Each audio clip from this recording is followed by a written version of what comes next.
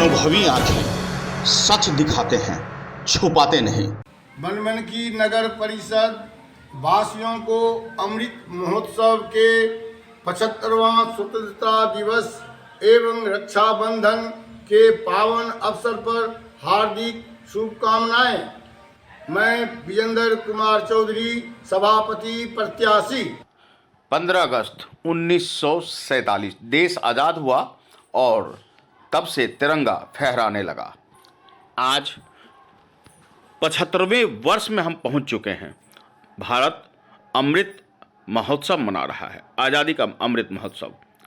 75 साल के इस अवसर पर आइए आपको बता दें कि 1906 से 1947 तक किस तरह आया बदलाव और किस तरह देश के तिरंगे की यात्रा बढ़ती रही और आज हमारे सामने वर्तमान स्वरूप में खड़ी है।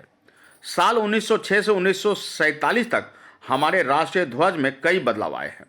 अशोक चक्र वाले इस झंडे के राष्ट्रीय ध्वज की कहानी बहुत लंबी है और इसी कहानी के बारे में आज हम आपको बताने जा रहे हैं। 1906 से लेकर 1947 तक कई बदलाव हुए। झंडे के कई स्वरूप बदले गए, कभी बंगाल के नाम पर, कभी काबुल के नाम पे, कभी पाकिस्तान के नाम पे और कभी अंग्रेजों ब्रिटिश सरकार के नाम पे। निरंतर झंडे के राष्ट्रीय ध्वज बदलते रहे। कहानी लंबी है तो यात्रा भी थोड़ा लंबा ही होगा। आइए हम आपको बतावें कि 1857 को मनाया गया था पहला स्वतंत्रता संग्राम। तब बाबू वीर कुंवर सिंह ने इतिहास रच दिया था। इतिहासकार बताते हैं कि 1857 को हमने पहला स्वतंत्रता संग्राम मनाया था और उसके बाद झंडे का स्वरूप भी बदलता चला गया है। क्रांतिकारियों ने एक झंडे को अपना झंडा बनाया और वह एक हरे रंग का झंडा था जिसके ऊपर कमल का फूल बना हुआ था। और आज भले ही वह भाजपा का स्वरूप हो, लेकिन प्रारंभ में कमल था। वहाँ आज़ाद हिंदुस्तान की पहली लड़ाई के लिए यही वो झंडा था जिसे फहराया गया। बता दें कि 1906 में कोलकाता के पारसी बागान चौक पर तिरंगा फहराया गया था। यहाँ हरे, पीले और लाल रंग से बनाया गया था और मध्य में लिखा हुआ था वंदे मातरम। पेरिस में भी फहराया गया था ध्वज।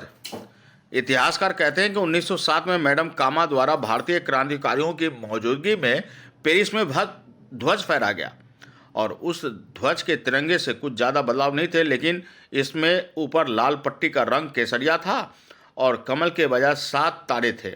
सप्तऋषि का प्रतीक था। आखिरी पट्टे पर सूरज और चांद की अंकित भी किए गए थे।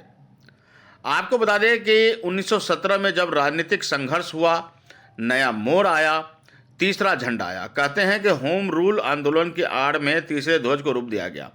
डॉक्टर एनी बेसेंट और लोकमान्य तिलक ने घरेलू शासन आंदोलन के तहत इसे फहराया और इस ध्वज में 5 लाल और 4 हरी क्षितिज पट्टियाँ थी। इसमें खास तौर पर यूनियन जैक भी मौजूद थे, यानी कि प्राचीन परंपरा के अनुसार सप्तऋषि एकता दिखाने वाले चांद तारे मौजूद थे। तिरंगे से यह दिखाने की कोशिश की गई थी कि स्वतंत्रता तो नहीं मिली, लेकिन स्वयं शासन का अधिकार जरूर मिल गया। अब आपको बतावें कि 1921 में जब भारत अंग्रेजों की गुलामी से आज़ाद होने की कोशिश कर रहा था, तब भी 2 रंगों का बना था झंडा। लाल हरा मौजूद था। गांधी जी ने सुझाव दिया था कि भारत के शेष समुदाय का प्रतिनिधित्व करने के लिए एक सफ़ेद पट्टी और राष्ट्र की प्रगति संकेत देने के लिए चलता हुआ चरखा भी होना चाहिए और इसी चरखे को इसमें जोड़ दिया गया। रंग अनेक, ढंग अनेक, झंडा बदलता गया और यह राष्ट्रीय ध्वज निरंतर बदलाव के साथ हमारे बीच आता रहा। कभी केसरिया, कभी बीच में सफ़ेद, कभी नीचे हरा, बीच में टाइगर मौजूद था।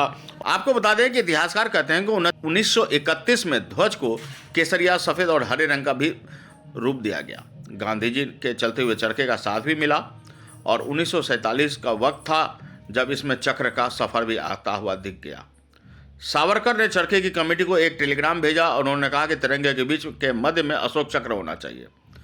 22 जुलाई 1947 को संविधान सभा ने इसे आज़ाद भारतीय राष्ट्रीय ध्वज के रूप में अपना लिया, यानी ऊपर भगवा, बीच में अशोक चक्र और नीचे हरे रंग, यानी शांति और देश का ऐसा राष्ट्र ध्वज जो सभी धर्मों का सम्मान करते हुए शांति का प्रतीक हो। अशोक चक्र अखंड भारत को परिभाषित करता था। अशोक का साम्राज्य अफगानिस्तान से लेकर तमाम राज्यों में मौजूद था। अशोक चक्र एक बड़े दिव्य और विशाल भारत का प्रतीक बनता दिखा और इस तरह भारत का तिरंगा बनता चला गया।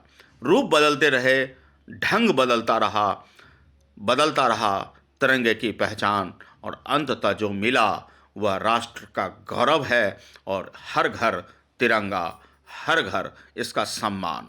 इसे हमें जीना चाहिए, जी करके कहना चाहिए कि राष्ट्र ध्वज को नमन, नमन और नमन। इतना ही, हमारे साथ बने रहिए और देखिए देश की बात सच के साथ। जनता के हक हकूक की लड़ाई हम यूं ही लड़ेंगे और आपके सामने उनकी समस्याओं को भी रखेंगे। आप शासन में हैं, आप सरकार में हैं, कुछ तो कीजिए। आज के इतना ही, बने रहिए हमारे साथ और देखते रहिए अनुभवी आंखें, क्योंकि हम करते हैं देश की बात सच के साथ।